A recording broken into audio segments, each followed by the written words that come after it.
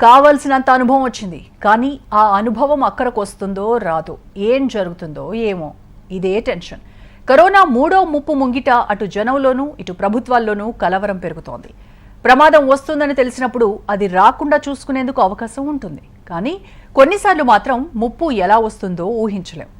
Corona first వేవ్ను లాక్డౌన్తో కట్టడి చేశామని చంకలు గుద్దుకుంటున్న పాలకులకు సెకండ్ వేవ్ ఉధృతితో నోళ్లు మూతపడ్డాయి. ఇప్పుడు మరో ముప్పు తప్పదంటూ వస్తున్న సంకేతాలతో వణుకు మళ్లీ స్టార్ట్ అయింది. కరోనా థర్డ్ వేవ్ మరో 100 నుంచి 125 రోజుల మధ్యలో రాబోతోందంటూ నీతి ఆయోగ్ వార్నింగ్ బెల్స్ మోగించింది. గతంలోలా కేసుల ఉధృతి వేగంగా తగ్గకపోవడమే అందుకు కారణమంటున్నారు నిపుణులు. కేసులు ఇప్పటికే పూర్తిగా అదుపులోకి రావాల్సి ఉన్నా తగ్గటం లేదంటే డేంజర్ ఖాయమని కరోనా కట్టడికి కేంద్రం ఏర్పాటు చేసిన టాస్క్ ఫోర్స్ కమిటీ సభ్యులు వికే పాల్ స్పష్టం చేశారు. సెకండ్ వేవ్ తర్వాత రాష్ట్రాలు ఆంక్షలు సడలించడంతో థర్డ్ వేవ్ వెంటాడుతుందన్నారు. వేగంగా వ్యాక్సిన్ పంపిణీతోనే కరోనాపై విజయం సాధ్యమంటున్నారు ఎక్స్పర్ట్స్. 2 డోసుల వ్యాక్సిన్ తీసుకున్న వాళ్లలో మరణాల రేటు గణనీయంగా తగ్గిందని ఐసీఎంఆర్ స్టడీని వివరించారు వికే పాల్. తమిళనాడులో ఫ్రంట్ లైన్ వర్కర్లు, పోలీసులకు పూర్తిగా వ్యాక్సిన్ పంపిణీ చేయడం భారీగా మరణాలు తగ్గాయన్నారు. 2 డోసులు తీసుకున్న వారికి డెల్టా నుంచి 95% రక్షణ లభించిందన్నారు. 1 డోసు తీసుకున్న వాళ్లలో మరణాలు 0.21గా ఉండగా 2 డోసులు తీసుకున్న వాళ్లలో కేవలం 0.06% మాత్రమే మృతి చెందారంటూ లెక్కలతో సహా వివరించారు. వ్యాక్సినేషన్ వేగం తగ్గితే మూడో ముప్పు తప్పదంటోంది ఐసీఎంఆర్. రూపాంతరం చెందుతున్న కరోనాతో కొత్త మ్యూటేషన్ వస్తే రోజుకు 1,00,000 కేసుల వరకు వచ్చే ప్రమాదం ఉందంటున్నారు ఐసీఎంఆర్ శాస్త్రవేత్త సమీరణ్ పాండా. ఆగస్టు చివరి వారానికి మూడో ముప్పు తప్పదని సందేహం వ్యక్తం చేస్తున్నారు. డెల్టా వైరస్ వేగంగా స్ప్రెడ్ అవడంతో 3వ డోస్ వైపు అమెరికా దృష్టి సారించింది. థర్డ్ డోస్ టీకాకు అనుమతి ఇవ్వాలని ఫైజర్ అమెరికా CDCకి విజ్ఞప్తి చేసింది. ఈ పరిస్థితిలో కరోనా విజృంభిస్తే మరోసారి తట్టుకొని నిలబడే శక్తి దేశానికి ఉందా? కరోనా కట్టడి సాధ్యమేనా? లాక్డౌన్ నిబంధనలు సడలించడంతో రెచ్చిపోతున్న జనం ఇస్తున్నటువంటి సందేశం ఏంటి? ఈ పరిణామాలన్నింటిపైన ఇవాల్టి ప్రైమ్ డిబేట్లో డిస్కస్ చేద్దాం. డిబేట్లో పార్టిసిపేట్ చేస్తున్నారు డాక్టర్ దశరథ రామరెడ్డి గారు యశోద హాస్పిటల్ నుంచి, అలాగే డాక్టర్ విజయ్ భాస్కర్ గారు ethics committee chairman, and doctor CL Venkatrao గారు మెడికల్ కౌన్సిల్ ఆఫ్ ఇండియా మాజీ సభ్యులు. నమస్కారం అండి. ముందుగా దశరథ రామరెడ్డి గారు మీతో మొదలెడదాం sir. First wave, second wave ఈ 2 రకరకాలుగా చుక్కలు చూపించింది జనాలకు, పాలకులకు, మొత్తం అందరికీ కూడాను. ఇప్పుడు థర్డ్ వేవ్ వస్తుంది అన్నటువంటి హెచ్చరికలతో ముందు నుంచి కూడా కేంద్రము దీనిపైన హెచ్చరికలు చేస్తూనే ఉన్నప్పటికీ కూడాను ఇప్పుడు అసలు ఒక డెడ్ లైన్ పెట్టేసింది. 100 నుంచి 125 రోజుల మధ్య ఖచ్చితంగా మనం థర్డ్ వేవ్ బారిన పడబోతున్నాము అనేటువంటి వార్నింగ్ బెల్స్ మోగించింది. నిజంగా మనం ఇప్పుడు థర్డ్ వేవ్ను తట్టుకునేటువంటి స్థాయిలో ఉన్నామా? ఫస్ట్ వేవ్, సెకండ్ వేవ్ రెండు నేర్పినటువంటి పాఠాలు ఏంటి మనకి? ఒకటి, నేను ఇదివరకు కూడా 2-3 సార్లు మన ఛానల్లో చెప్పాను ఏంటంటే, ఈ ఫస్ట్ వేవ్ వచ్చేటప్పటికి మనకి ఏవి తెలియదు అసలు. ఇది ఒక కొత్త శత్రువుతో పోరాడడం అందరం కూడా, ప్రపంచంలో అన్ని దేశాల్లో కూడా. ఈ సెకండ్ వేవ్ వచ్చేటప్పటికి కొంత రియలైజ్ అయ్యాం, కానీ ప్రాబ్లం ఏంటంటే సెకండ్ వేవ్ రాదు అనుకున్నాము, వచ్చినా కూడా ఏదో ఒక లో ప్రొఫైల్లో ఉంటుంది అనుకున్నాం తప్ప ఫస్ట్ వేవ్ కంటే చాలా ఉధృతంగా సెకండ్ వేవ్ రావడము, మనం ఎన్ని కష్టాలు పడ్డామో మనందరికీ తెలుసు. సో డెఫినెట్ గా సెకండ్ వేవ్ దెబ్బలు తిన్న తర్వాత vaccination, central government vaccination importance, ప్రజలకు కూడా వ్యాక్సినేషన్ ఇంపార్టెన్స్ తెలిసింది. కానీ ఇప్పటికీ కూడా దురదృష్టం ఏంటంటే ప్రజల్లో ఈ ఒక మార్పు కనిపించట్లా. చాలా మంది ప్రజల్లో ఇంకా మార్పు కనిపించట్లా. నేను ఎప్పుడు చెప్పేది ఏంటంటే, ఈ ప్రపంచంలో ఏ ఒక సిస్టమ్ బాగుపడాలన్నా లేకపోతే సిస్టమ్ ఎస్టాబ్లిష్ అవ్వమన్నా గవర్నమెంట్ చేతుల్లో ఉండదు, ప్రజల యొక్క భాగస్వామ్యంతోనే ఏదైనా సక్సెస్ అవుతా ఉంటుంది. గవర్నమెంట్స్ కానీ లేకపోతే లోకల్ అఫీషియల్స్ కానీ ఏం చేసినా కూడా ప్రజల యొక్క పార్టిసిపేషన్ అనుకున్నంత లేదు. ఇదే మనం చూస్తున్నాం. రోడ్ల మీద జనం కలబడి తిరగడము, మాస్కులు లేకుండా పోవడము, చాలా మంది ఇప్పటికీ కూడా అపోహలు, ఈ సోషల్ మీడియా పుణ్యం అని చెప్పేసి ఈ వ్యాక్సిన్ వేసుకుంటే చచ్చిపోతారట, వ్యాక్సిన్ వేసుకుంటే స్ట్రోక్ వస్తుందంట, రకరకాల అపోహలతోటి చాలా మంది ఇప్పటికీ కూడా వ్యాక్సిన్ వేసుకోకూడదు. ఇది నేను గ్రామాల్లో ఉండే ప్రజలు కాదు, ఈ పట్టణాల్లో ఉండే ప్రజలు కూడా, డాక్టర్ గారు నాకు డయాబెటీస్ ఉంది, డాక్టర్ గారు నేను ఆపరేషన్ చేయించుకున్నాను, డాక్టర్ గారు నేను పలానా మందు వాడుతున్నాను, డాక్టర్ గారు నాకు స్ట్రోక్ వచ్చింది, మరి నేను వాడొచ్చా అని చెప్పి ఇప్పుడు కూడా ఇవాళ కూడా ఒక 10 కాల్స్ వచ్చింది. మరి వీళ్ళని చూసి నవ్వాలా ఎడవాలా కూడా తెలియట్లా.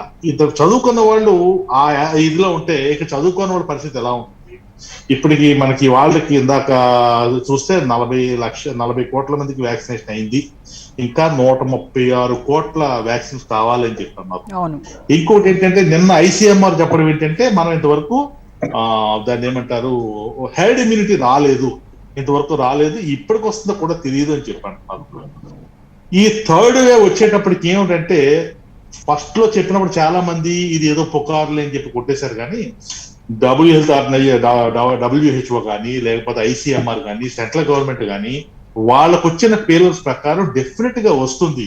కానీ ఏ రేంజ్ లో వస్తుందని ఎవరు చెప్పలేకపోతున్నారు. కొంతమంది ఏంటంటే మరి అది నిజంగా ఆధునిక తెలియదు, లేకపోతే గెస్సింగ్ గా తెలియదు, కానీ చాలా భయంకరంగా వస్తుంది, పిల్లలు చుట్టుముట్టేస్తుందని చెప్పి అంటున్నారు.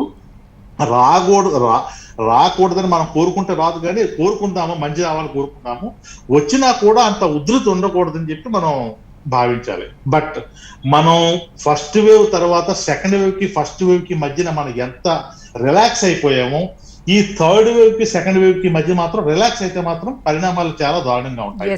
అంచేత మనం ఈ సెకండ్ వేవ్ ఇంకా పూర్తి అవ్వలేదు. యాక్చువల్ గా కొన్ని చోట్లేమో సెకండ్ వేవ్ వెళ్ళిపోయి థర్డ్ వేవ్ కూడా వచ్చేసింది. ఇప్పుడు బ్రెజిల్ కానీ ఇంగ్లాండ్ కానీ అన్ని కూడా థర్డ్ వేవ్ వచ్చేసింది. కానీ ఇక్కడ మనకి సెకండ్ వేవ్ ఎండింగ్ లో ఉంది. ఇప్పటికీ కూడా మనకి రోజుకి 40,000 కేసులు లెక్క ప్రకారం ఏంటంటే ఐసీఎంఆర్ వాళ్ళను మనకి జూలై సెకండ్ వీక్ అయ్యేటప్పటికి మాక్సిమం 10,000 కేసులు ఉంటాయని చెప్పన్నారు. ఇవాళ కూడా మనకి 40,000 కేసులు వచ్చినాయి, 929 డెత్లు అయినాయి మనకి. అంటే ఏంటి, ఇంకా సెకండ్ వేవ్ ఉధృతి తగ్గుతుంది, కానీ స్లోగా తగ్గుతుంది. ఇది అయ్యి ఫ్యాగన్ వచ్చేటప్పటికి మళ్ళీ థర్డ్ వేవ్ అందుకుంటుందని చెప్పేసి ఈసారి మాత్రం మనం ఎటువంటి రిస్క్ తీసుకోకూడదు.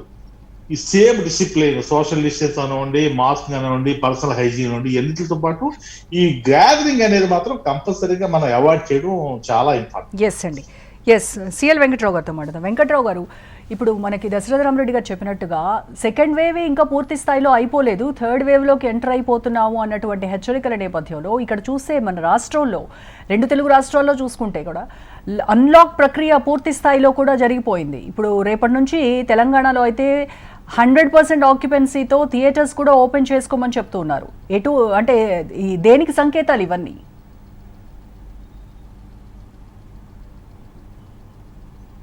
వెంకట్రావు గారు,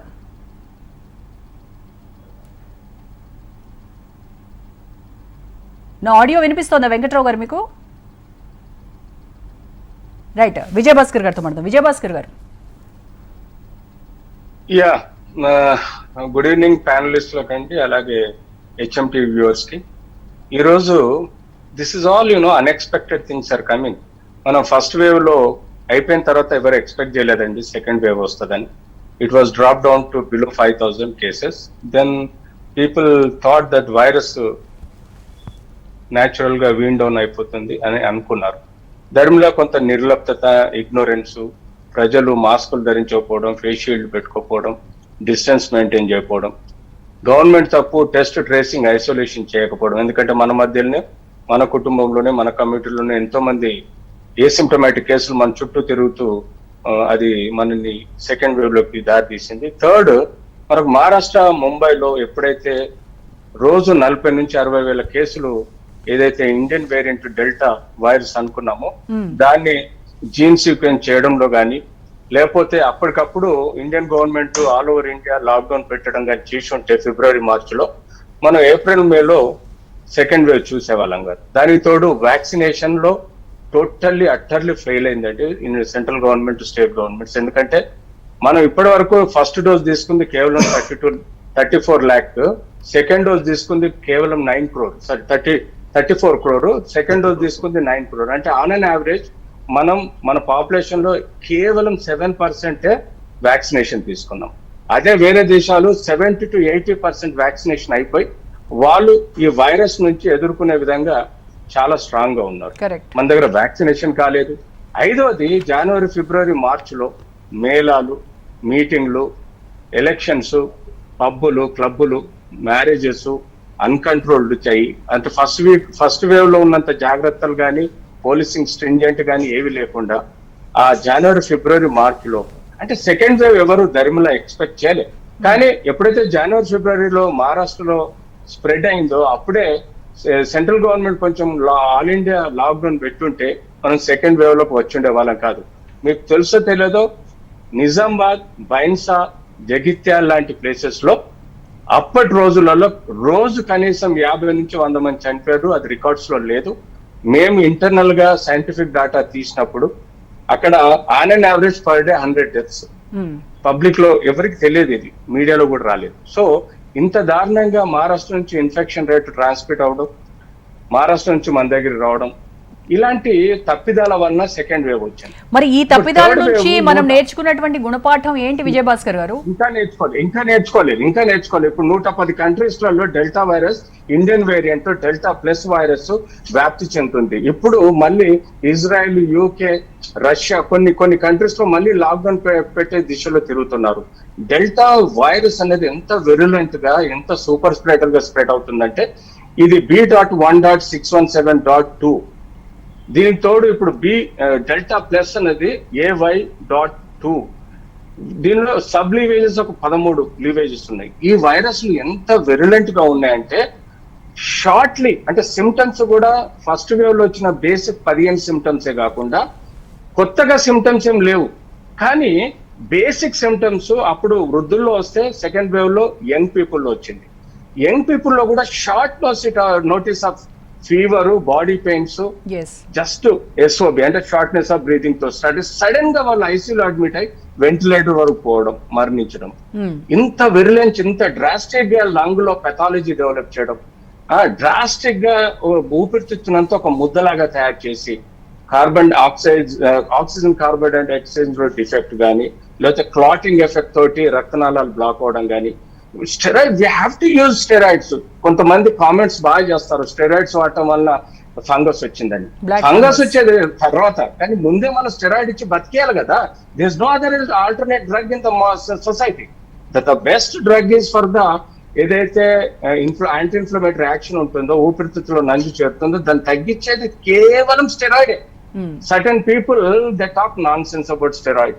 స్టెరాయిడ్ ఇవ్వాల్సిన డోస్ ఇస్తాం, మితిమీర ఎందుకు ఇస్తాం? అవసరం ఉన్న డోస్ ఇస్తాం. సో స్టెరాయిడ్ ఇచ్చాము. కానీ కొన్ని కేసెస్ లో స్టెరాయిడ్స్ మోతాదు ఎక్కువ ఇవ్వడం వల్ల కూడా బ్లాక్ ఫంగస్ పడినటువంటి ఇన్సిడెంట్స్ ఉన్నాయంటున్నారు. బ్లాక్ ఫంగస్ రావడానికి ముఖ్య కారణం ఒక స్టెరాయిడ్ కాదండి. బ్లాక్ ఫంగస్ రావడానికి ముఖ్య కారణము నోజ్ లో సోర్స్ ఆఫ్ ఇన్ఫెక్షన్ అండి. Practically steroid never creates the fungus అండి. స్టెరాయిడ్ ఒకసారి మన దాంట్లోకి ఒక బ్యాక్టీరియా కానీ, ఒక ఫంగస్ కానీ మన ముక్కు ద్వారా కానీ, మన గొంతులో కానీ, మన ఊపిరితిత్తులోకి వచ్చినప్పుడు స్టెరాయిడ్ చాలా జాగ్రత్తగా యూటిలైజ్ చేయాల్సిన అవసరం ఉంది. That to in diabetics. If not then this infection, fungal infection may aggravate అని ఉంది తప్ప స్టెరాయిడ్ తోటి ఫంగల్ ఇన్ఫెక్షన్ వస్తుందని ఎక్కడ రాసలేదండి. It's very wrong. It's absolutely wrong. అంటే స్టెరాయిడ్ వల్ల బ్యాక్టీరియల్ ఇన్ఫెక్షన్ పెరగొచ్చు, ఫంగల్ ఇన్ఫెక్షన్ పెరగొచ్చు, ఇంకా ఇతర ఏ వైరస్ అయినా స్ప్రెడ్ అవచ్చు. సిఎల్ వెంకట్రావు గారితో మాట్లాడదాం. వెంకట్రావు గారు, కేసులు తగ్గకపోవడానికి కూడా ఒక లాజిక్ చెప్తూ ఉన్నారు. అదేంటి అని అంటే, ఆల్రెడీ దేశంలో థర్డ్ వేవ్ స్టార్ట్ అయిపోయింది. సో కేరళ తర్వాత చిన్నగా అన్ని రాష్ట్రాలకు పాకుతుంది కాబట్టి ఈ సంఖ్య రోజు రోజుకు పెరగబోతోంది అన్నటువంటి హెచ్చరికలు వినిపిస్తున్నాయి. సాధారణంగా వేవ్ అంటే పూర్తిగా తగ్గిన తర్వాత మొదలైతే దాని వేవ్ అంటారు. అంటే దాదాపు 100కో 150 200కు కేసులు వచ్చి మరణాలు 4 5 వచ్చినప్పుడు మళ్ళీ ప్రారంభమై కొంత విరామం ఇచ్చి మన ఊపిరి పీల్చుకొని ఇచ్చి అప్పుడు మొదలైతే దాన్ని థర్డ్ ఫోర్త్ వేవ్ అంటారు. కానీ మన రెండో వేవ్ గమనిస్తే ఫిబ్రవరి మొదటి వారంలో 6000 కేసులు, కొత్త కేసులు రోజు వచ్చాయి. మరణాలు 300 400 ఉన్నప్పటి నుంచి ఇక పైకి ఎక్కేసింది. అప్పుడు కూడా 500 1000 సున్నాకి రాలా. సెకండ్ వేవ్ 6000తో పైకి వెళ్ళిపోయింది. కేసుల సంఖ్య పెరుగుకుంటూ వెళ్ళిపోయి 4,30,000 కొత్త కేసులు, దాదాపు 5,000 మరణాలకు వెళ్ళింది. ఇప్పుడు ఇది ఎంతసేపు 37 40 ఈ మధ్యలో ఉంటుంది కానీ దిగట్లా కిందకి. ఈ 37 40,000 37,000 40,000 మరణాలు 600 800 1000 ఇక ఇట్లా ఉంటుంది కానీ కిందకి దిగటంలా. ఇది ఈరోజు ప్రమాద గంటికలను మోగిస్తా ఉంది. నాకున్న అనుభవాన్ని బట్టి మనము 3వ వేవ్ ప్రారంభమవుతుందనే అనుమానం ఆ రోజున ఫిబ్రవరి మొదటి వారంలో ఎలా అయితే ప్రారంభమైందో, ఇప్పుడు జూలై 3వ వారంలో మళ్ళీ 3వ వేవ్ ప్రారంభమవుతుందనే అనుమానాలు వస్తున్నాయి. దీనికి కారణం ఏంటంటే రెండో వేవ్కి ప్రధానమంత్రి మోడీ గారు మంచి సదుద్దేశంతో రాష్ట్రాలకి అధికార వికేంద్రీకరణ చేసి మీ స్థానిక పరిస్థితులను బట్టి మీరు కోవిడ్ నిబంధనలు పెట్టమన్నారు. ఇవాళ రాష్ట్రాలన్నీ కూడా ఈరోజు దురదృష్టకరం. ఈ కారణం అంతా 80% కేసులు, 84% మరణాలు ఎక్కడున్నాయి? దక్షిణ భారతం, తెలంగాణ మినహాయించి. కానీ ఫస్ట్ వేవ్ లో ఏదైతే కేంద్రం నిర్ణయం తీసుకుందో వెంకట్రావు గారు, ఫస్ట్ వేవ్ లో కేంద్రం నిర్ణయం తీసుకుని దేశం మొత్తం లాక్డౌన్ విధించిందో ఆ రకంగా మరి ఎందుకు సెకండ్ వేవ్ ని లైట్ తీసుకుందా కేంద్ర ప్రభుత్వం? ఎందుకు రాష్ట్రాలకు వదిలేసింది? అంటే రాష్ట్రాలు మా ఫెడరల్ స్ఫూర్తికి విఘాతం కల్పిస్తున్నారు, మా పరిస్థితులు వేరే, మా ఆహారపు అలవాట్లు వేరే, మా కొన్ని సిటీల్లో ఉంటాయి, కొన్ని సిటీల్లో ఉండవండి. ఇప్పుడు తెలంగాణ రాష్ట్రం ఉంది. తెలంగాణ రాష్ట్రము, ఢిల్లీ రాష్ట్రం భారతదేశంలోనే ఆదర్శప్రాయంగా నిలిచిన ఈ రోజు. ఢిల్లీలో ఒకప్పుడు 40-50 వేలు కేసులకు వెళ్ళి వాళ్ళ అతి తక్కువ కేసులు ఢిల్లీలో నమోదవుతున్నాయి. మన తెలంగాణ ముఖ్యమంత్రి కేసీఆర్ గారు అప్పట్లో కేరళలో బాగా చేస్తున్నారు, వెళ్ళి చూసి రండి అని చెప్పి ఇక్కడి నుంచి బృందాలను పంపించినారు. ఇవాళ దక్షిణ భారతదేశంలో తెలంగాణ రాష్ట్రం గర్వకారణంగా భావించవచ్చు. ఎందుకంటే ప్రధానమంత్రి మోడీ గారు వాళ్ళు చర్చించిన రాష్ట్రాల్లో దక్షిణాదిన తెలంగాణ రాష్ట్రం మీరు అవసరం లేదు, మీరు బాగా చేస్తున్నారు, మీరు అలాగే కీప్ ఇట్ అప్, మీరు ఆదర్శప్రాయంగా ఉన్నారని చెప్పారు. అప్పుడు సెకండ్ వేవ్ మహారాష్ట్రలతో ప్రారంభమై ఉత్తర భారతానికి పాకింది. ఇప్పుడు దక్షిణ భారతదేశంలో కేరళ, మహారాష్ట్ర, మళ్ళీ మహారాష్ట్ర, కేరళలో ఒరిస్సా, కర్ణాటక, తమిళనాడు, ఆంధ్రప్రదేశ్లో కదలకుండా ఇవాళ 80% కేసులు, దేశం నుండి 80% కేసులు ఇక్కడ ఉన్నాయి, 84% మరణాలు ఇక్కడ ఉన్నాయి. అందుచేత దక్షిణ భారతదేశము ఈ రోజు ప్రమాద గంటికలు మోగిస్తున్నాయి. మరి ఈ సినిమా థియేటర్లు ఎందుకు చెప్పండి? మనకు సినిమా కావాలా? ఇప్పుడు ఇండియన్ మెడికల్ అసోసియేషన్ కానీ తర్వాత నీతి ఆయోగ్ కానీ 3 కారణాలు చెప్తున్నారు. ఒకటి, పర్యాటక రంగం. ఇప్పుడు జలపాతాలు చూడటానికి వెళ్ళాలా? జలపాతాలు, వాటర్ ఫాల్సా? దక్షిణ భారతదేశం నుంచి సిమ్లాకి వెళ్తామా, కాశ్మీర్కి వెళ్తామా? ఇది రెండో అంశం, మతపరమైన అంశాలు. ఇవాళ పండుగలు వచ్చేసినాయి. ఓ పక్క బోనాలు, బక్రీదు, రేపు వినాయక చవితి వస్తోంది, పండుగలు, దేవాలయాలు, అట్లాగే పుణ్యక్షేత్రాలకి మళ్ళీ దర్శనాలు ప్రారంభమైనాయి. మూడవది రాజకీయ పార్టీలు. రాజకీయ పార్టీలు మీరు చూడండి, ఎక్కడైనా భౌతిక దూరం కనీసం ఎక్కడైనా ఉందా? మాస్కులు ధరిస్తున్నారు, కొంతమంది పార్టీలు పెడుతున్నారు, కొంతమంది పార్టీ అధ్యక్షులు కొత్త నియామకాలు, జనాన్ని తోలుకొచ్చి బస్సుల్లో, లారీల్లో, ట్రక్కుల్లో, ఆటోల్లో భౌతిక దూరం అనేది ఎక్కడా లేదు. నిన్న ఒక ధర్నా జరిగింది. ఆ ధర్నాలో మీరు దృశ్యాలు చూడండి, పోలీసులు కంటిస్తున్నారు, వీళ్ళు ఒకరినొకరు తోసుకోవటం. ఇటువంటి ధర్నాలు ఈరోజు మన దేశానికి అవసరమా? 3వ వేవ్ నియంత్రణ ముఖ్యమా? ధర్నాలు ముఖ్యమా? ధర్నాలు వాయిదా వేసుకోకూడదా? అక్కడ ఆంధ్రప్రదేశ్ లో విశాఖ ఉక్కు ఉద్యమాన్ని పెట్టారు. అలాగే ఎన్నికలు కూడా వాయిదా వేసేయాల్సి ఉంది. ఎన్నికలు కూడా జరగకూడదు. ఉప ఎన్నికలు కూడా వాయిదా వేసి ఉండాల్సింది. సెకండ్ వేవ్ లో జరిగినటువంటి ఉప ఎన్నికలు, దేశంలో 100 నియోజకవర్గాలు ఉప ఎన్నికలు రాబోతున్నాయి. ఆ 100 నియోజకవర్గాల్లో కూడా దేశంలో వ్యాప్తి చెందుతుంది. ఎందుకు ఎన్నికలు చెప్పండి? ఉప ఎన్నికలు అవసరమా? అక్కడ ఏమైనా ప్రభుత్వాలు కూలిపోతాయా? అక్కడ ఎమ్మెల్యే, ఎంపీ లేకపోతే కొంపలు మునిగిపోతాయా? ప్రాణాలు కాపాడండి. సినిమా థియేటర్లు ప్రారంభించడం అనేది తీవ్రంగా వ్యతిరేకిస్తున్నాను. సినిమా థియేటర్లో సగం సీట్లు నిండినా కూడా అక్కడ ఈరోజు మనం భౌతికం కాంటాక్ట్ వల్ల కాదు, ఆ సినిమా థియేటర్లో గాలిలో వైరస్ వెళ్తుంది. ఇక విచ్చలవిడిగా మొత్తం దేశంలో 74% మంది మాస్కులు ధరించడం లేదు. కానీ రాష్ట్రాల వాదన మరోలా ఉంది కదా వెంకట్రావు గారు. అంటే స్తబ్దుగా ఉన్నటువంటి ఆర్థిక వ్యవస్థని మళ్ళీ గాడిలో పెట్టడానికి కొన్ని తప్పవు కదా, ఇలాంటి యాక్షన్స్ తీసుకోవాల్సి ఉంటుంది కదా అనేది కదా వాళ్ళ వెర్షన్. ఇప్పుడు జాగ్రత్తలు తీసుకోవాలి.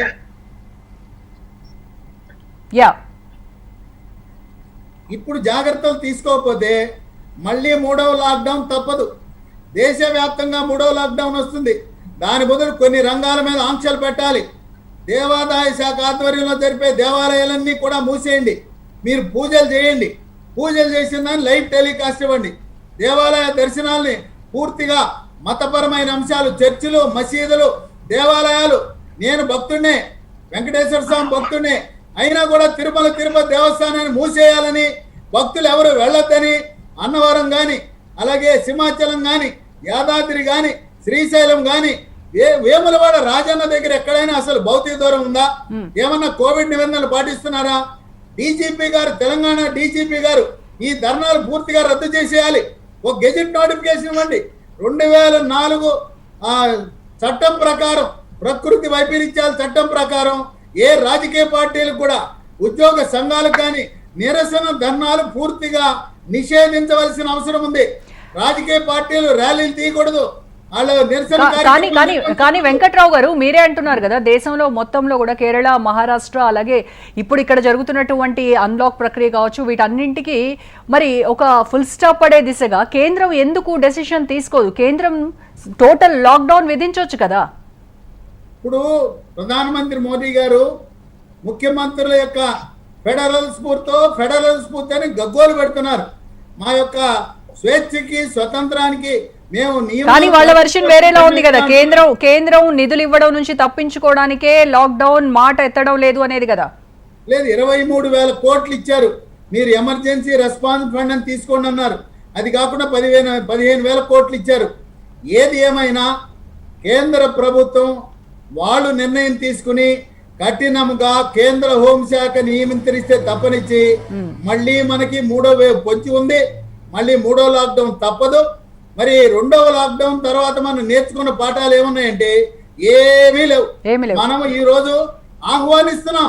కోవిడ్ మనకి రాదు. పక్క దేశమైన ఇండోనేషియా చూడండి ఏ రకంగా అతలాకుతలం అయిపోయిందో. ఇండోనేషియాను చూసైనా 2వ వేవ్ మనం మర్చిపోతే అప్పుడు ఆక్సిజన్ లేకుండా ఎంత విలవిల్లాడిపోయాం.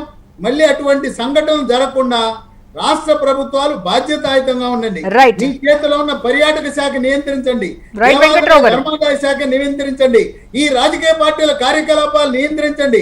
ఇప్పుడు ఎన్నికలు ఎవరు కోరుకోవడం లేదు. ఉప ఎన్నికలొద్దు, ఎమ్మెల్సీ ఎన్నికలొద్దు, రాజ్యసభ ఎన్నికలొద్దు, ఏ ఎన్నికలొద్దు. ప్రాణాలు కాపాడిన మొర్ర అంటుంటే ఎవరికి కావాలండి ఎన్నికలు?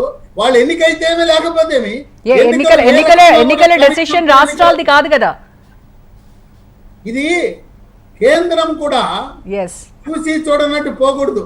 రాష్ట్రాలు ఏదో మా హక్కులు ఫెడరల్ స్ఫూర్తి అని ప్రధానమంత్రి గారు, కేంద్ర హోంశాఖ మంత్రి గారు కొంచెం కఠినంగా వ్యవహరించవలసిన అవసరం ఉంది. రైట్ లో ఇప్పుడే జాయిన్ అయ్యారు డాక్టర్ రమేష్ గారు, డాక్టర్స్ జేఏసీ చైర్మన్. నమస్కారం రమేష్ గారు. రమేష్ గారు, అంటే ఇప్పుడు మనం సెకండ్ వేవ్ ఇంకా కంప్లీట్ గా పూర్తి అవ్వలేదు. థర్డ్ వేవ్ హెచ్చరికలు వస్తూ ఉన్నాయి. 100 నుంచి 125 రోజుల్లో మనం థర్డ్ వేవ్ ని చూడబోతున్నాం అనేటువంటి హెచ్చరికలు చేస్తున్నారు. మనకి ఇంకా నిన్న మొన్నటి వరకు ఆక్సిజన్ కొరత కోసం చేసినటువంటి హాహాకారాలు, ఆ మృత్యు ఘోషలు ఇంకా చెవుల్లో వినిపిస్తూనే ఉన్నాయి. ఆ 2 వేవ్ల నుంచి నేర్చుకున్నటువంటి గుణపాఠాలు ఏంటి? మనం థర్డ్ వేవ్కి ఎంతవరకు ఇన్ఫ్రాస్ట్రక్చర్ పరంగా సిద్ధంగా ఉన్నాము? ఒరిజినల్గా ఏంటంటే ఆల్రెడీ ఈ సెకండ్ వేవ్ ఏదైతున్నదో ఇంకా 0కు రాలేదండి. దాదాపు ఇప్పుడు కూడా ప్రైవేట్ హాస్పిటల్స్లో దాదాపు ఒక 10% వరకు మళ్ళీ కేసులు పెరుగుతూ ఉన్నాయి, గవర్నమెంట్ హాస్పిటల్స్లో కానీ ఇప్పుడు ప్రైవేట్ హాస్పిటల్లో కానీ.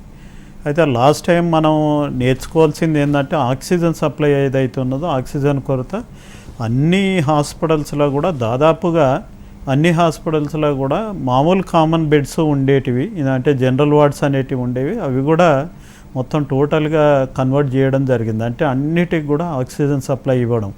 వెంటిలేటర్ కాకుండా మనకి మినిమం ఆక్సిజన్ సప్లై ఒక 5 to 10 లీటర్స్ కనుక ఇవ్వగలిగితే మనం అక్కడ నుండి అంటే సెకండ్ వేవ్లో ఏదైతే ప్రమాదం ఉండేనో అది కొంత రెక్టిఫై చేసుకోవడానికి అవకాశం ఉంటుంది. ఈ థర్డ్ వేవ్లో ఎస్పెషల్లీ మనం చిల్డ్రన్స్కి వస్తుందని ఒక ఇండికేషన్ కూడా ఈరోజు కూడా మన WHO కానీ తర్వాత ఇక్కడున్న ICMR కానీ అందరు కూడా అదే చెప్తా ఉన్నారు. ఒకవేళ దాని గురించి కనుక అంటే ఇప్పుడు ఉన్నటువంటి నిలోఫర్ హాస్పిటల్ ఏదైతే ఉన్నదో ఆ నిలోఫర్ హాస్పిటల్లో దాదాపు 100 బెడ్ల వరకు ఇంక్రీజ్ చేసారు. ఇప్పుడు దాంట్లో ఆక్సిజన్ సప్లై అన్ని బెడ్స్ కూడా కన్వర్ట్ చేయడం, తర్వాత ఆక్సిజన్ బెడ్స్ కన్వర్ట్ చేయడం కాదు కదా, ఆక్సిజన్ ఎక్కడి నుండి వస్తుంది, ఆ సప్లై ఎక్కడి నుండి తీసుకొస్తారు ఏంటి అనేది ఇంత ముందులాగా మళ్ళీ ఆక్సిజన్ కొరత ఏర్పడానే మళ్ళీ వేరే రాష్ట్రాలకు ఫోన్ చేసుడు అట్లా కాకుండా గవర్నమెంట్ కూడా దీని మీద సీరియస్గా తీసుకొని థర్డ్ వేవ్ వస్తుందా చూద్దాం అనేది కాకుండా ఖచ్చితంగా ఎక్కడి నుండి మనం తీసుకురాగలుగుతాం అనేది మాత్రం ముందే ప్రిపేర్ చేసుకుంటే బెటర్. ఇప్పుడు మన పక్క రాష్ట్రం ఆక్సిజన్ ప్లాంట్లు నిర్మించుకుంది, మనం ఇంకా దిశగా చర్యలు కూడా తీసుకున్నట్టుగా కనిపించారు. అసలు మన దగ్గర ఆక్సిజన్ ప్లాంట్ అనేటివి అయితే లేవు. ఇప్పటి వరకు అయితే అలాంటిది ఏం లేదు. కానీ ఆక్సిజన్ ఏదైతే ఉందో మనం ఒకవేళ కనుక వేరే రాష్ట్రాల నుండి మనం ఇప్పుడు ఒడిశా నుండి తీసుకొచ్చినాం, తర్వాత యూకే నుండి తీసుకొచ్చినాం, ఏదైతే ఉందో అదే విధంగా మనకి ఆక్సిజన్ మీద మాత్రం డిపెండ్ కావాల్సి వస్తుంది. ఆక్సిజన్ మనమే తయారు చేసుకునేంత అయితే మన దగ్గర లేదు. వైజాగ్లో కొంతవరకు మనం కమర్షియల్ ఆక్సిజన్ ఏదైతే ఉన్నదో అది కన్వర్ట్ చేస్తూ ఉన్నారు.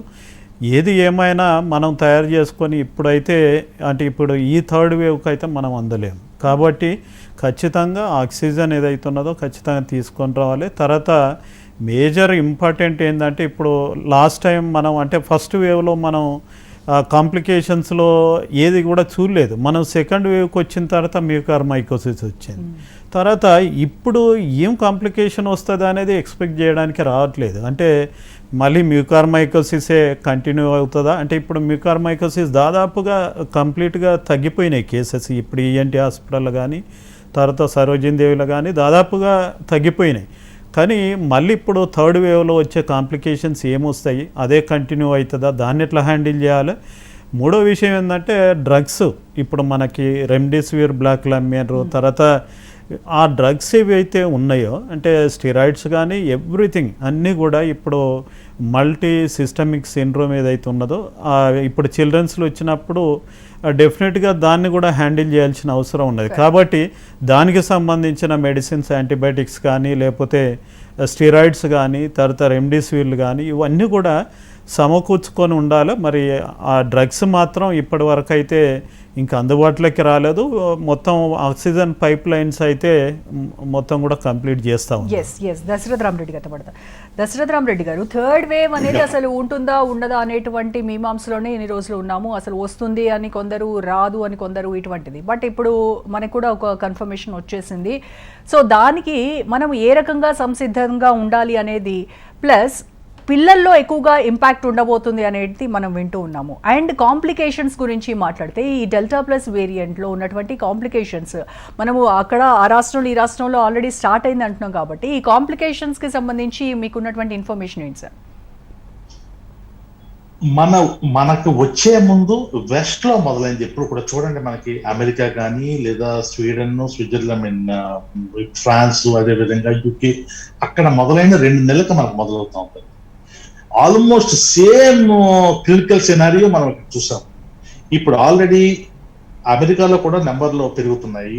యూకేలో నిన్న 60,000 కేసులు రిపోర్ట్ చేయబడ్డాయి. బ్రెజిల్ అయితే అతలాకుతలు ఉంది, బయటికి రావట్లేదు. ఇంకా రష్యాలో కానీ అదే ఇంకా డాక్టర్ గారు చెప్పినట్టు డాక్టర్ సిఎల్ వెంకటరావు గారు చెప్పినట్టు ఇండోనేషియా కానీ ఫస్ట్ మనం ఇన్ఫ్రాస్ట్రక్చర్ అంటే వార్ ఫుట్ లో మనం చేసుకోవాల్సి ఉందండి. ఎందుకంటే ఆల్రెడీ మనకి ఫస్ట్ వేవ్ కి సెకండ్ వేవ్ కి మనం చాలా అంటే కొంచెం పకడ్బందీగా చేసుకోవాలి. సెకండ్ వేవ్ స్టార్ట్ అయిన తర్వాత ఆ టెంపోను మనం వదిలేయకూడదు. వస్తుంది, ఇది వస్తే అంటే మనం చిన్న పావును కూడా పెద్ద కర్రతో కొట్టే విధంగా మన ప్రయత్నాలు చేయాలి. ఇంచేతంటే రాకపోతే వెళ్ళని గుడ్డు వచ్చి సెకండ్ వేవ్ లాగా మళ్ళీ చాలా ఉధృతంగా ఉంటే మనకి ఆక్సిజన్ సప్లై లేకపోవడము, బెడ్స్ లేకపోవడము, ట్రాన్స్పోర్ట్ లేకపోవడము, ఒక స్టేట్ నుంచి వచ్చే వెహికల్స్ ఆపేయడం, రకరకాల ప్రాబ్లమ్స్. అంటే రావడం ఇక్కడ కేసు లోడ్ ఎక్కువైపోయి కొన్ని అంబులెన్స్ ఆపేయడం అన్ని జరిగినాయి అనమాట. ఇప్పుడు మనం ఇన్ఫ్రాస్ట్రక్చర్ డెవలప్ చేసుకుంటాం. అట్లీస్ట్ మనకు టైం ఉంది. ఇప్పుడు వాళ్ళు చెప్పిన ప్రకారం మనకి ఇంకో 15 రోజులు 3 వారాలు టైం ఉంది. ఓకే, వచ్చిన కొన్ని రాష్ట్రాల్లో కేరళ, అదే మన విజయభాస్కర్ చెప్పినట్టు కేరళలోను అదే విధంగా మహారాష్ట్రలోను ఆల్రెడీ కొంత క్రాప్ మొదలైందని చెప్పి అన్నారు. సో ఇది మిగతా రాష్ట్రాలకి పాకే ముందే మనం ఈ రాష్ట్రాలన్నీ కూడా జాగ్రత్త పడి top most priority bed strength ని, అదే విధంగా ఇన్ఫ్రాస్ట్రక్చరు, అదే విధంగా దాన్ని ఏమిటో రీస్టాఫింగ్ అంటాం, దాన్ని రీస్టాఫింగ్ అండ్ ఈ వ్యాక్సినేషన్ చాలా ఫాస్ట్ గా జరగాలి. అదే విధంగా మెడిసిన్స్ లాస్ట్ టైం అంటే మనకి ఏంటంటే రెమ్డెసివిర్, స్టెరాయిడ్స్,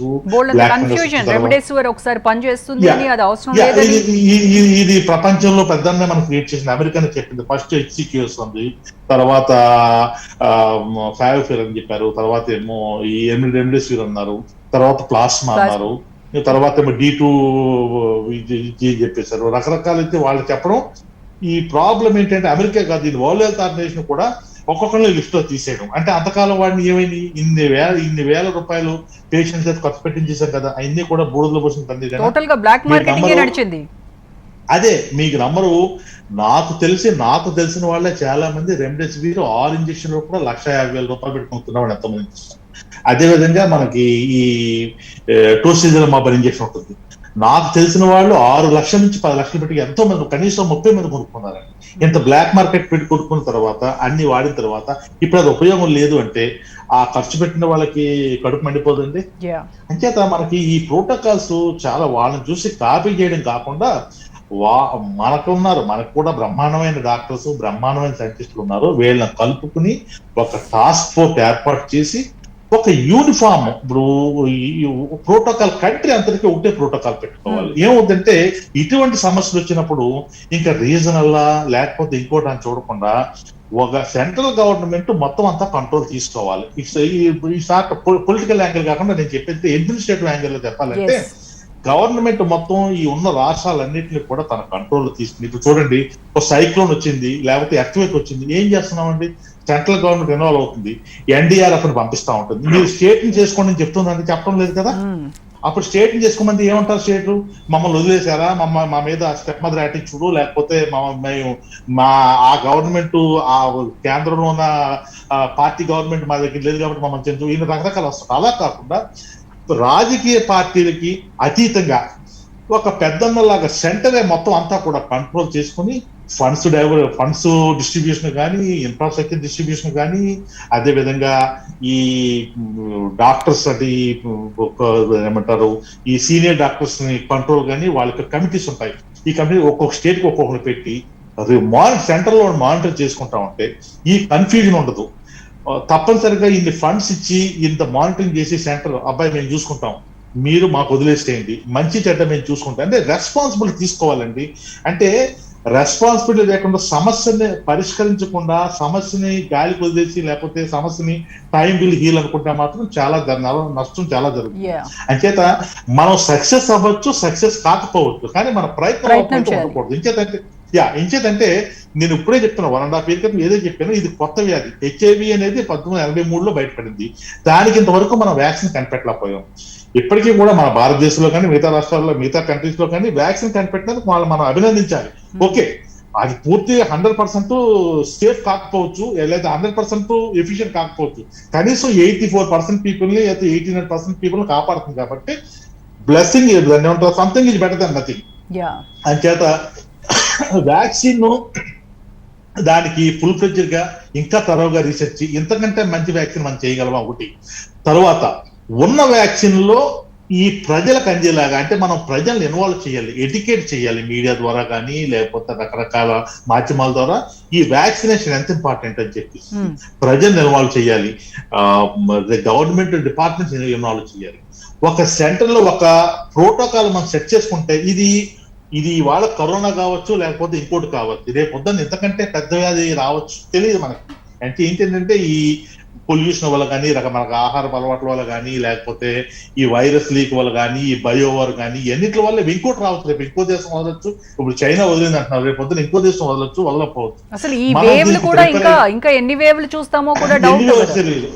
చాలా మంది అంటే 2025 వరకు కూడా ఇలాగే వస్తా ఉంటుంది. ప్రతి సంవత్సరానికి 3 నెలలు ఒక ఊపు ఊపుతుంది, లాక్కున్న వాళ్ళని లాక్కుని పోతుంది అని చెప్పేసి అంటున్నారు. అది వ్యంగ్యంగా అనేది కాదు, కరెక్ట్ అనిపిస్తుంది చూస్తుంటే.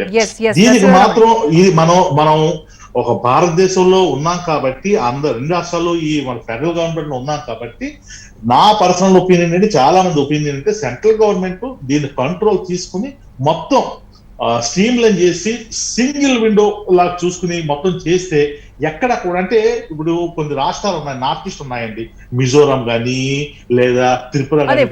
ఫస్ట్ వేవ్ లో చేసింది కూడా అదే కదా సెంట్రల్ గవర్నమెంట్.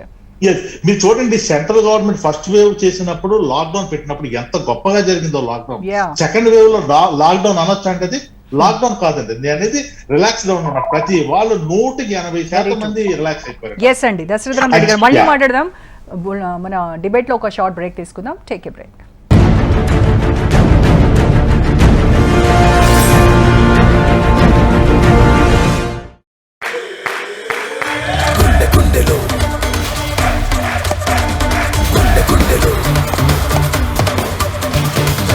గుండెలో జోరే ఉంది, కేసరి బ్యాట్ లో దమ్మే ఉంది. పలుకుల్లో కేసరి, గుండెల్లో జోరు ఉంటే ఇండియా ఆడుతుంది తనదైన దూకుడుతో. Vimal, పలుకులలో kesari. 100% placements, 400 plus PhD faculty, personalized mentorship. KL, deemed to be university. Hi, ఇదిగో నీ హనీ ఉంది చూడు, కనిపించినంత ప్యూర్ కాదు. అరే, దీన్నో చక్కెర కలిపినట్టున్నారు. సఫోలా హనీ ట్రై చేయి. సఫోలా హనీ ప్రతి బ్యాచ్ NMR టెస్టెడ్, ఎందుకంటే NMR అన్నిటికంటే advanced purity test. Saffola honey 100% pure, 100% sure. Skilled in IoT and big data. Technology forums. Broad array of academics.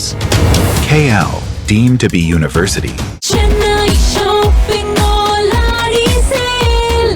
Shopping KGlo సంతోషాలు కన్నుల్లో. The Chennai shopping mall. The Chennai shopping mall Audi KG sale. KG చీరల ప్రారంభ ధర కేవలం 200 మాత్రమే. 916 బంగారు ఆభరణాల తరుగుపై flat 25% భారీ తగ్గింపు. The Chennai shopping mall, Telangana మరియు Andhra Pradesh.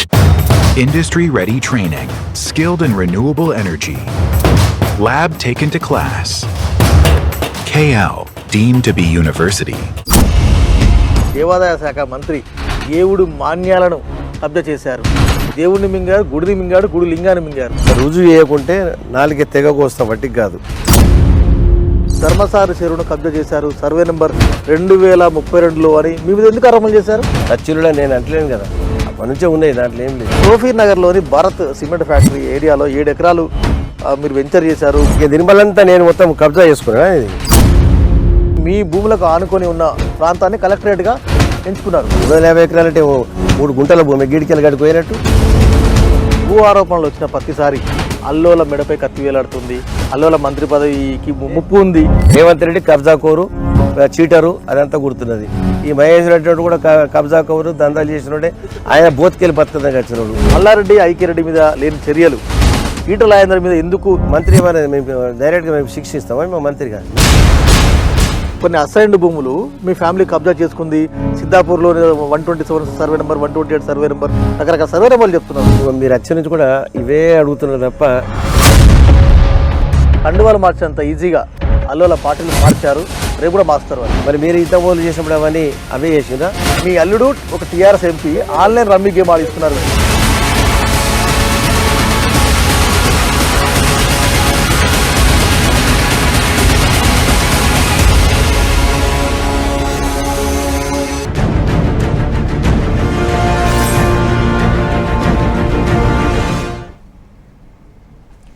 Welcome back to Prime debate.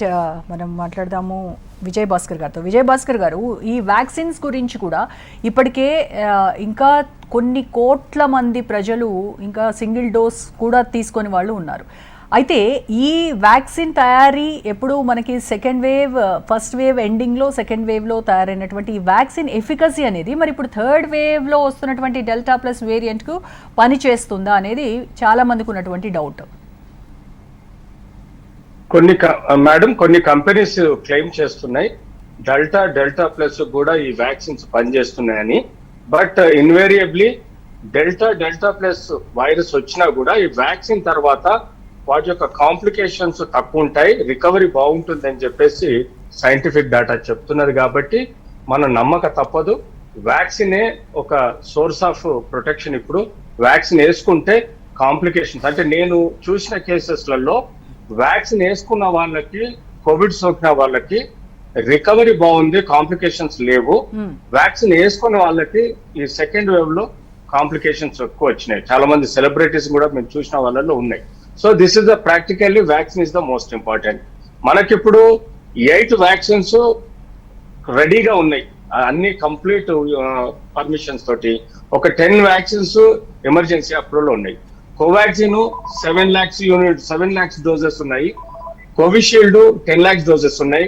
ఆ ఆఫ్కిన్స్ నుంచి కోవాక్సిన్ ఇంకొక 5 lakhs డోసెస్ ఉంది. స్పుట్నిక్ ఇంకొక 6 lakh డోసెస్ పర్ డే ఇవ్వడం. Moderna, Johnson and then Pfizer కూడా వచ్చే అవకాశం ఉంది. దాదాపు రోజు మనం 50 లక్షల నుంచి 1 కోటి డోసెస్ ఇవ్వగలిగితే మనం త్వరలో, అంటే ఇప్పుడు ఆన్ అండ్ యావరేజ్ మనం ఇచ్చింది 7 to 8% of our population vaccination చేసినాం. అంటే 37 కోట్ల మందికి ఫస్ట్ డోసు, 9 కోట్ల మంది సెకండ్ డోస్ ఇచ్చినాం. ఇది చాలా తక్కువ. And we are in lot of danger zone లో ఉన్నాం. సో తప్పకుండా పబ్లిక్ హెల్త్ సిస్టమ్, పోలీసింగ్, ప్రజలు సమాయత్తమై థర్డ్ వేవ్ ను ఎదుర్కోవాల్సిన అవసరం ఉంది. ఎందుకంటే డెల్టా ప్లస్ కాకుండా ఆల్ఫా, బీటా, గామా, లాండా లాంటి ఎన్నో వైరస్లు కూడా ఇంకా ఎన్ఆర్ఐస్ ద్వారా మనకు ట్రాన్స్పోర్ట్ అయ్యే అవకాశం ఉంది, రిస్క్ ఉంది. అయితే కొన్ని కోవాక్సిన్ ఎందుకు కొన్ని కంట్రీస్ యాక్సెప్ట్ చేయట్లేదు? అబ్సల్యూట్లీ, ఎందుకంటే దాని మొదటి నుంచి అదేనంటే మనకు కొత్తలో కూడా దాని data complete third trials complete చేయకపోవడం వల్ల చాలా మంది కామెంట్ చేశారు. కామెంట్ చేయడం వల్ల దాన్ని వెనకంజ వేశారు. కానీ ప్రైమ్ మినిస్టర్ ఎప్పుడైతే ఆ డోస్ తీసుకున్నాడో దానికి ఎక్కువగా ఇంపార్టెన్స్ ఇండియాలో వచ్చింది. కానీ ఇప్పటి వరకు థర్డ్ ట్రయల్ కంప్లీట్ గా యుఎస్ లో కానీ కంప్లీట్ చేసుకోలేదు, FDA అప్రూవల్ ఇవ్వలేదు. FDA అప్రూవల్ ఇవ్వలేదని చెప్పేసి WHO కూడా రిజెక్ట్ చేయడం జరిగింది. దాని మీద కోవాక్సిన్ ఇప్పటి వరకు ఎవరు ఏ కంట్రీస్ లో యాక్సెప్ట్ చేయట్లేదు. కేవలం కోవిషీల్డ్ తీసుకున్న ఫస్ట్ 2 డోసెస్ వల్లనే వాళ్ళ కంట్రీస్ కి అలో చేస్తున్నారు. ఇది చాలా ప్రాబ్లమ్. ఎందుకంటే ఎంతో మంది, మొన్న ఒక వ్యక్తి లండన్ నుంచి ఇక్కడికి వచ్చాడు, అక్కడ ఫైజర్ వ్యాక్సిన్ వేసుకున్నాడు. ఇక్కడికి వచ్చిన తర్వాత he wants to go back, but Pfizer vaccine ఇక్కడ వేసుకొని వస్తేనే ఇస్తామంటున్నారు, కానీ మన దగ్గర ఫైజర్ వ్యాక్సిన్ లేదు. సో ఇలాంటి పరిస్థితుల్లో ప్రజలు చాలా ఇబ్బందులు పడుతున్నారు. So they have to provide before entering in to London airport వాళ్ళు ఆ ఫైజర్ వ్యాక్సిన్ ఇచ్చి దేశంలో అలౌ చేసే విధంగా చేయాలి. కానీ నువ్వు ఇండియాలో ఫైజర్ వ్యాక్సిన్ వేసుకొని రమ్మంటే అది ఎంత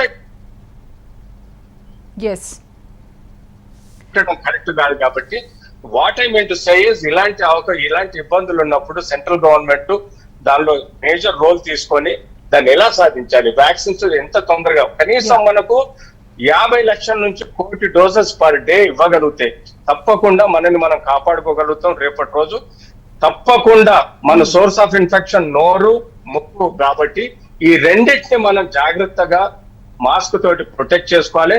3, ప్రతి ఒక్క పర్సన్ ఈ 135 కోట్లలో అందరూ self testing, rapid antigen test, self testing చేసుకొని వాళ్ళకి క్వారంటైన్ అవ్వాలి.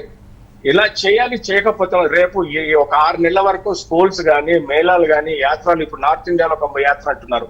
యాత్రలతో ఏం రెవెన్యూ వస్తుందండి? యాత్రలతో ఏం ఎకానమీ పెరుగుతుంది? అదే యాత్రలో పూజలు, పునస్కారాలు ఇళ్లలో చేసుకోవచ్చు. క్రాస్ ఇన్ఫెక్షన్ అందరు చెప్పేది కూడా అదే. అందరు చెప్పేది కూడా అదే. మరి దీన్ని కన్సిడర్ చేస్తే బాగుంటుంది అటు సెంట్రల్ గవర్నమెంట్ కానీ, స్టేట్ గవర్నమెంట్స్ కానీ. ఆల్ ఓవర్ ఇండియా నుంచి యాత్ర పోతారు, వాళ్ళే ఇన్ఫెక్షన్ స్ప్రెడ్ చేస్తారు. వుహాన్ నుంచి ఎలా వచ్చింది?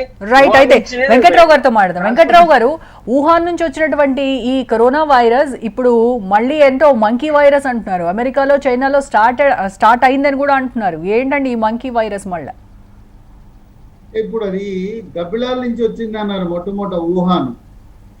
ఆ గబ్బిలాల మీద మళ్ళీ వివాదం నడిచింది. గబ్బిలాల నుంచి వచ్చినాయి, గబ్బిలాల నుంచి రాలేదు, చివరికి ఇది అనుమానాస్పదం అన్నారు. తర్వాత ఏదో మటన్ మార్కెట్ నుంచి, చేపల మార్కెట్ నుంచి వచ్చింది అన్నారు. ఇవాళ చైనా సేఫ్ అయిపోయింది. ఎందుకంటే చైనా 110 కోట్ల డోసులు ఇచ్చారు అక్కడ. మనం భారతదేశం 2వ స్థానంలో ఉన్నాం, 40 కోట్ల డోసులు ఇచ్చాం. ఈ టీకాలే పరిష్కారం.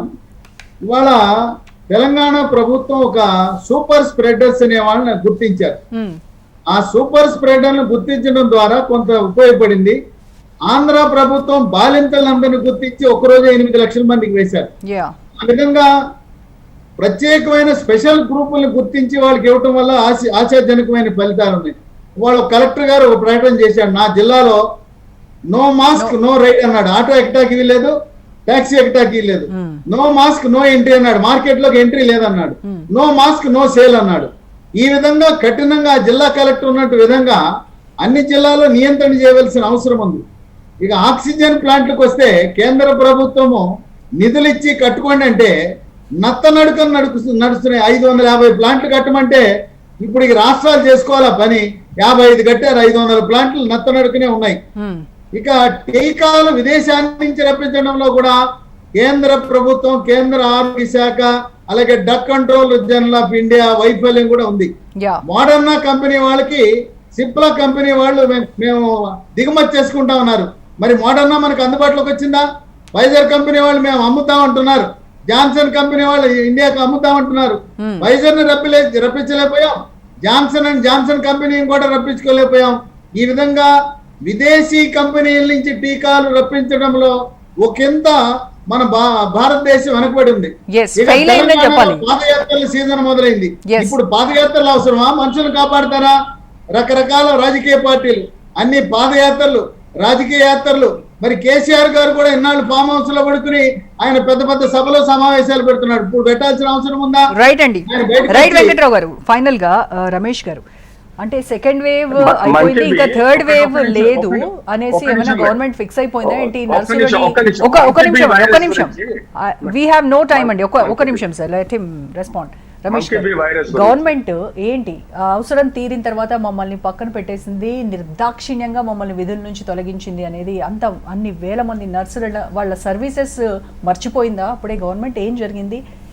అసలు ఒరిజినల్గా 1680 మందిని తొలగించింది. అవుట్సోర్స్ కింద తీసుకున్నటువంటి ఎంప్లాయీస్ ఎవరైతే ఉన్నారో, అసలు మనం ఫస్ట్ వేవ్ తర్వాత సెకండ్ వేవ్లో ఎక్కువ మంది అవసరం అని చెప్పేసి అప్పుడు గవర్నమెంటు పాపం వాళ్ళందరూ కూడా, అంటే ఆ కరోనా పేషెంట్లను ముట్టుకొని పరిస్థితిలో ఆ రోజు ధైర్యంగా మనకి ఈ గవర్నమెంట్ హాస్పిటల్స్లో మనం ఏమైనా చేస్తే రెగ్యులరైజో లేకపోతే నిజంగానే ఉద్యోగం ఉంటుందనే కాన్సెప్ట్లో వచ్చినటువంటి వాళ్ళందరూ కూడా 1680 మందిని తీసేయడం, అర్ధరాత్రి తీసేసి రాత్రికి రాత్రి తొలగించేసి పంపించడం జరిగింది.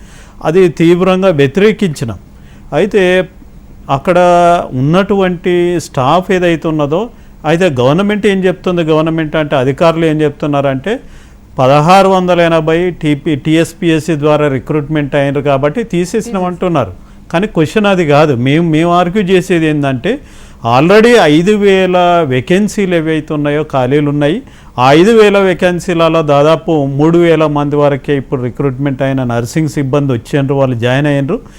మిగతా ఖాళీలు ఏవైతే ఉన్నాయో ఆ ఖాళీలలో వీళ్ళు నిజంగా కొంత బ్రాడ్ మైండ్తోనే నిజంగా హ్యుమానిటీ ప్రదర్శించి మరి మనకు నిజంగా గవర్నమెంట్ హాస్పిటల్లో సర్వీస్ చేశారు కదా అని చెప్పేసి వాళ్ళని అడ్జస్ట్మెంట్ చేస్తే అయిపోయేది.